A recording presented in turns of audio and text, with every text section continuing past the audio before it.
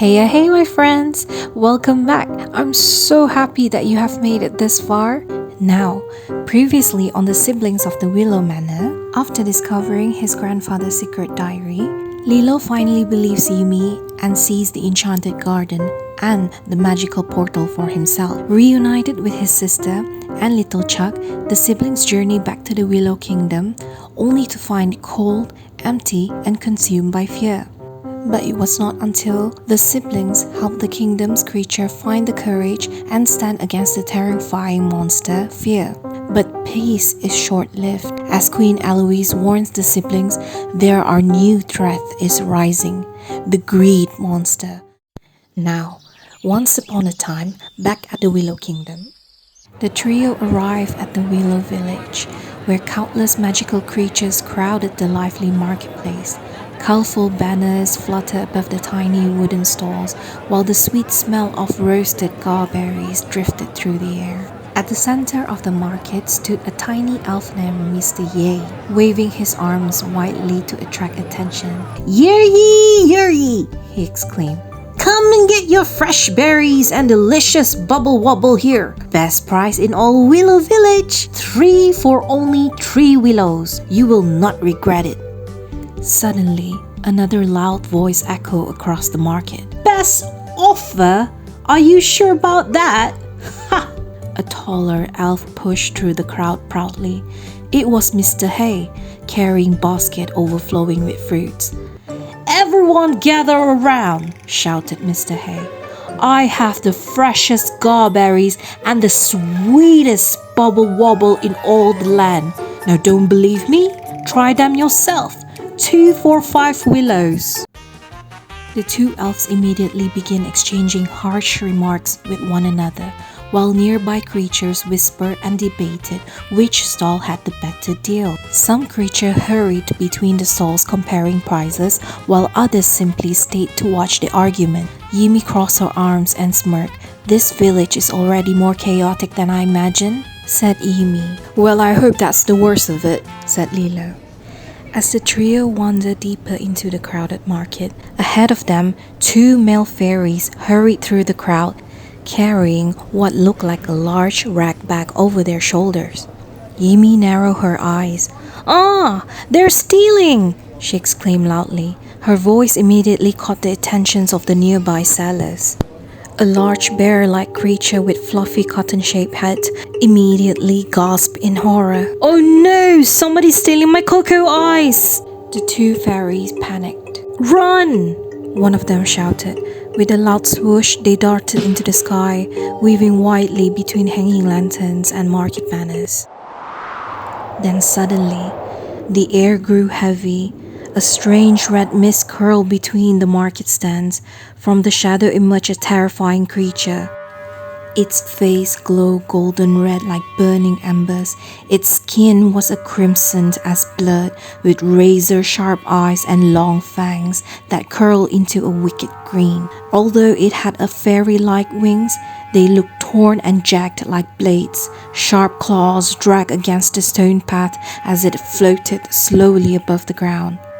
That's greed, Lilo whispered. Yimi turned to him. You know that thing? That's her, Lilo said nervously. I recognize her from Grandpa's diary. Around them, the market creatures begin arguing louder than before. My prices are better. No, mine are fresher. You stole my customer. You cheated on me. Greed floated higher into the air, absorbing the growing conflict like smoke into her glowing body.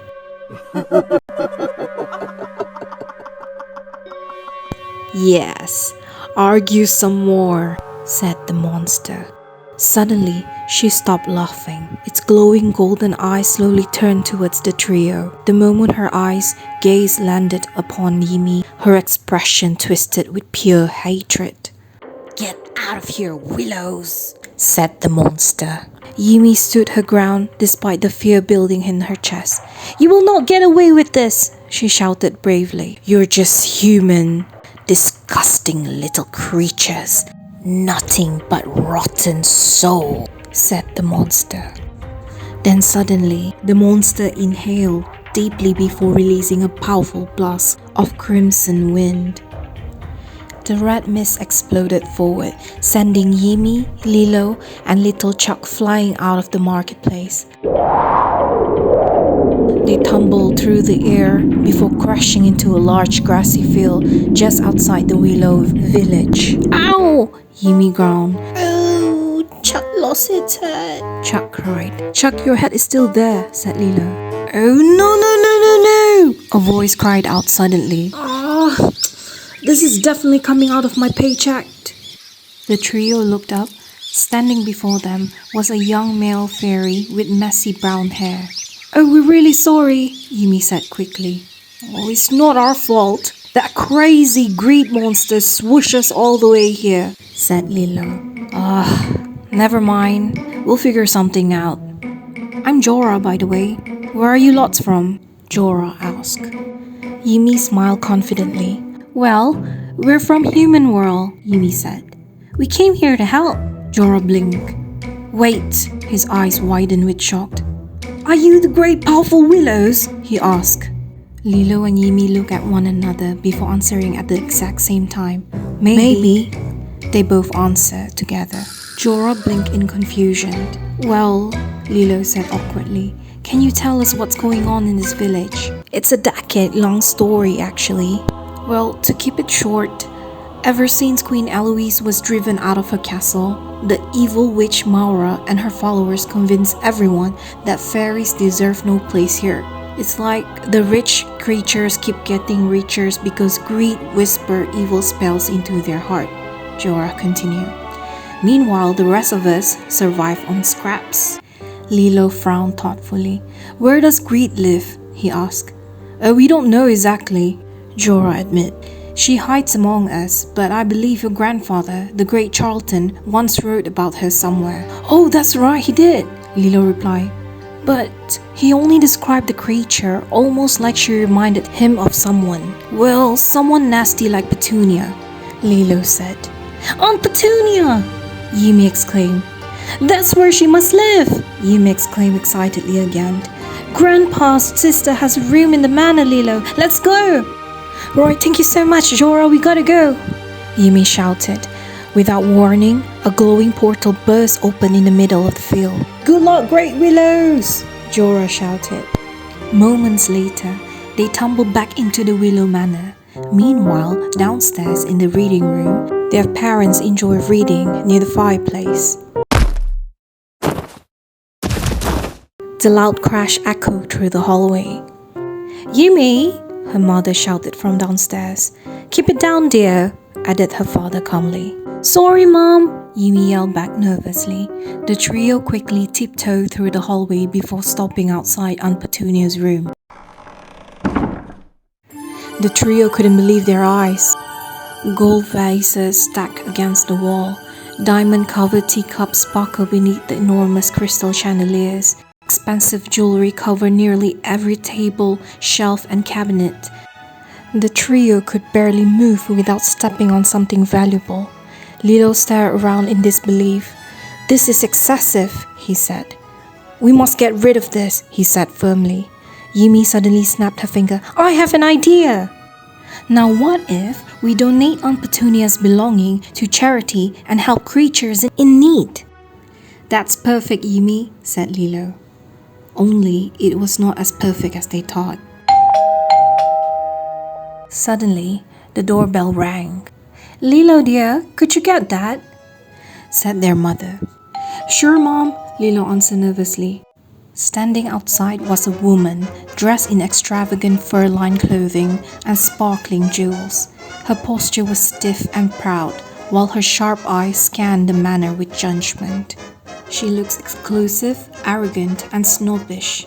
Aunt Petunia, what are you doing here? Lilo stuttered in shock.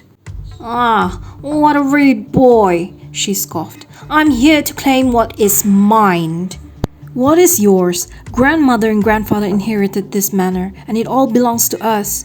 Petunia narrowed her eyes. Oh, please. Your grandfather always kept the best thing hidden away from me. Before Lilo could answer, a footsteps approached from the reading room. "Well, what a lovely surprise, Petunia," said Juliet politely. Though her smile looked forced, Petunia instantly changed her expression into a fake, elegant grin. "Well, hello, dear," she said sweetly. "It has been far too long." Yimi and Chuck peeked carefully from upstairs.